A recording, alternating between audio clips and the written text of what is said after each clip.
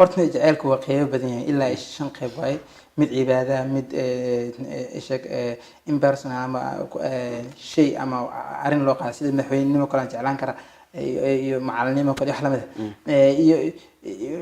shayna waxa waa sida geel iyo baawur iyo guri wax lamid iyo mid maxay tahay jinsi yani waxa gabar aan shukaansanayo jecel aan qabo ama gabar aan qabo xaaskii jecelka aan qabo wax lamid mid jinsi oo jinsiga hadda ka kaas waa ku jirna iyo laba kale aan jinsiyeeno oo binaadamka kala qaado oo mid hab dhaqanka qofka imaado saaxiibka jecelka oo qabsid iyo mid dadka dhalashada iyo dhiigga mid oo dadka maxay labada ku dhashay labada ku dhalatay iyo hooyada aabaha walaasha walaalka iyo wiilka gabadha maxay shantaas nooca oo hadda aan ka hadlayno oo jacaylkiina dhalada ku soo dhacaya ama inta badan dad ku soo dhacay waa kan jinsiga marka kan jinsiga horta jacayl oo dhan guud ahaantiisa shantaas qayb la isku soo qabto ma jira qof yiraahdo nolol ma jirto qof yiraahdo noloshii dhan ku dhisan kan kale oo gaarka oo shantaas mid ka mid ka jinsiga oo ugu saameynta badan hadeer sanadana waxa kaas waxa waaye qofkii beeniya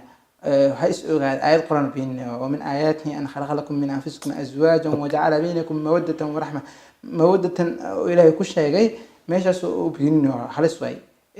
هدو أسو سيرة كسين عددنا وحاول حجة كو أجمسة ونن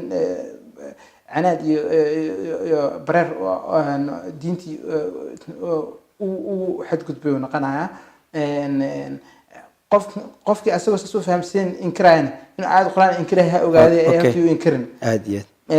jacaylku dabcan xalado kala laba nooc kala noqda oo ah inuu ku macaanaado inuu ku qaraaraado inuu ku toos inuu ku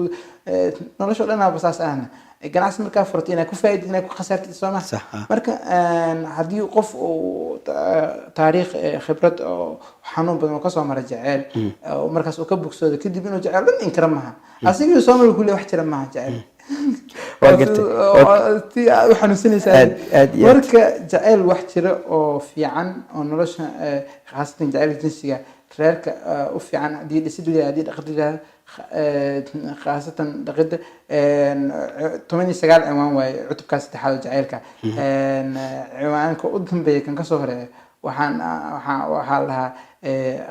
فايدين كخسارين جعلك لا عنوان قاس بس من فايدين كمد خسارين وحنكون شيء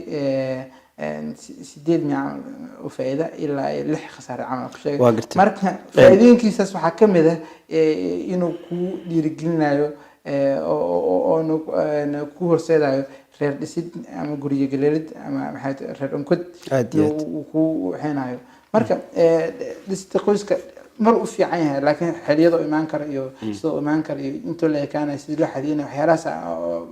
وقان شو بعن إيمان كسيدنا بيقدم بيتمسك على أخلاقيات كتعرف. أوكي.